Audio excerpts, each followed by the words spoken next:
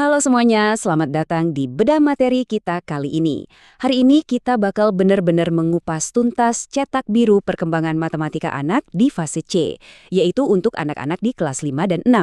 Nah, kalau Anda seorang pendidik atau orang tua, wah materi yang akan kita bahas ini ibarat kunci emas buat Anda. Kita nggak cuma bakal ngebaca kurikulum yang kaku, tapi kita bakal ubah teks-teks itu jadi peta jalan visual yang super praktis. Yuk, langsung aja kita mulai. Sebelum kita melangkah lebih jauh, saya mau nanya nih, apa sih sebenarnya target sesungguhnya dari matematika fase C ini? Sering banget kan kita dengar mitos kalau matematika itu cuma soal hafalan rumus yang ngebosenin. Nah, lewat eksplorasi ini, kita bakal mematahkan mitos itu. Target aslinya tuh bukan buat nyetak anak jadi mesin penghitung, sama sekali bukan. Kita ini lagi ngebangun pemecah masalah buat dunia nyata. Kita sedang meletakkan fondasi supaya anak-anak kita bisa berpikir logis dan kritis. Keren kan? Coba deh kita lihat dokumen kurikulum resminya. Begitu dibuka, kita langsung disuguhin sama istilah-istilah kayak capaian pembelajaran dan tujuan pembelajaran. Bahasanya kerasa administratif dan padat banget ya. Tapi tenang aja, justru itu tugas kita di sini. Kita bakal memecahkan kode-kode itu dan menyederhanakan 32 langkah pembelajaran yang kelihatannya rumit ini jadi sebuah peta jalan yang gampang dipahami dan pastinya menginspirasi. Nah, cetak biru yang padat tadi sebenarnya bisa kita susun ke dalam 5 pilar utama. Pertama, fondasi bilangan. Kedua, pengenalan pola dan aljabar. Ketiga, pengukuran dan visualisasi geometri. Keempat, analisis data dan peluang. Dan yang terakhir, kunci memori hafalan cepat. Oke, mari kita masuk ke pilar yang pertama, yaitu fondasi bilangan fase C. Di sini fokus kita adalah membangun number sense atau intuisi bilangan. 1 juta. Wow, angka yang lumayan besar ya. Di akhir fase C ini, anak-anak diharapkan nggak cuma sekedar tahu angka 1 juta ini, tapi mereka harus punya intuisi bilangan yang tajam sampai ke skala tersebut. Mereka harus bisa membaca, menulis, nentuin nilai tempat, sampai menyusun dan mengurainya. Ini benar-benar fondasi yang super solid sebelum mereka mulai berurusan sama operasi hitung kayak penjumlahan atau pembagian sampai batas 100.000. Jadi ini soal pemahaman yang mendalam ya, bukan sekedar hafal angka. Tapi tenang, angka-angka besar tadi nggak cuma berhenti di atas kertas. Kurikulum ini nuntut anak-anak buat menguasai pecahan campuran, ngubah pecahan ke desimal, sampai operasi dengan satu angka di belakang koma, dan juga ngitung KPK serta FPB. Buat apa sih semuanya? Nah, pemahaman tentang pecahan dan desimal ini tuh langsung dipakai buat memecahkan masalah uang di dunia nyata. Bayangin aja, mereka nggak cuma lagi belajar berhitung, tapi secara nggak langsung mereka lagi belajar mengelola keuangan dasar. Bermanfaat banget kan? Lanjut ke pilar kedua kita, pengenalan pola dan aljabar. Fokusnya di sini adalah membangun penalaran logis anak-anak. Di satu sisi, anak-anak mulai diajak nyari nilai yang belum diketahui dari sebuah kalimat matematika. Misalnya nih, 10 dikali berapa sih yang hasilnya 900? Kedengarannya simpel, tapi ini tuh udah masuk aljabar dasar loh. Terus di sisi lain, mereka juga dihadapkan sama penalaran proporsional pakai rasio satuan. Kemampuan nebak nilai yang hilang tadi itu sebenarnya modal utama banget buat nyelesain masalah proporsi sehari-hari. Contoh gampangnya, pas mereka harus nyesuaiin takaran resep masakan atau ngitung jarak tempuh. Bener-bener kepake di kehidupan nyata. Dan bagian ini nih yang menurut saya brilian banget. Siswa juga dilatih buat mengidentifikasi, meniru, dan mengembangkan pola bilangan.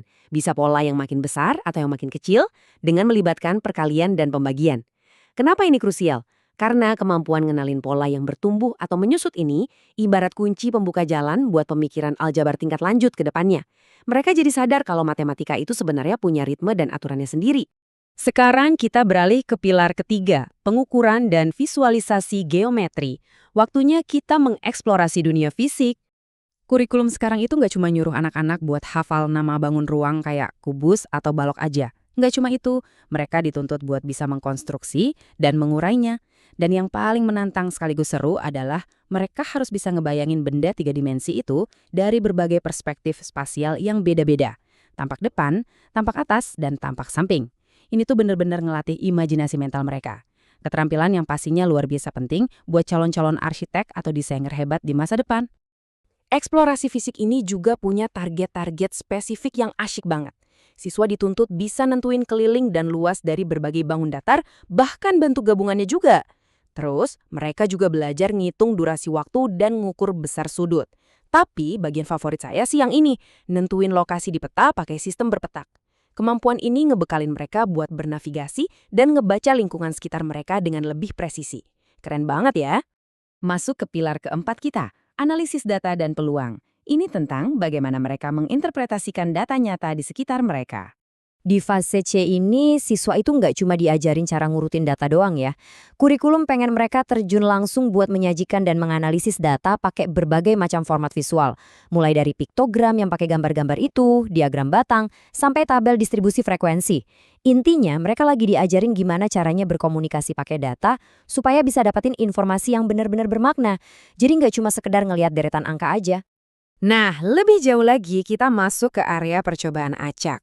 Tujuannya apa sih? Buat nentuin kejadian mana yang punya kemungkinan atau peluang lebih besar dalam suatu percobaan. Coba bayangin deh betapa bergunanya ini. Kita tuh secara nggak langsung lagi ngebekalin anak-anak kemampuan buat memprediksi hasil, nimbang-nimbang resiko, dan bikin keputusan yang masuk akal di dunia nyata. Jadi ini jelas jauh lebih berguna daripada sekedar tebak-tebakan lempar koin. Dan akhirnya, sampailah kita di pilar kelima, kunci memori hafalan cepat. Waktunya merangkai semua yang sudah kita bahas hari ini. Menghitung, mengukur, mengenal ruang, dan membaca peluang. Kutipan ini tuh simple banget, tapi maknanya luar biasa. Ini semacam jembatan keledai alias teknik mnemonik buat ngerangkum seluruh capaian pembelajaran matematika di fase C.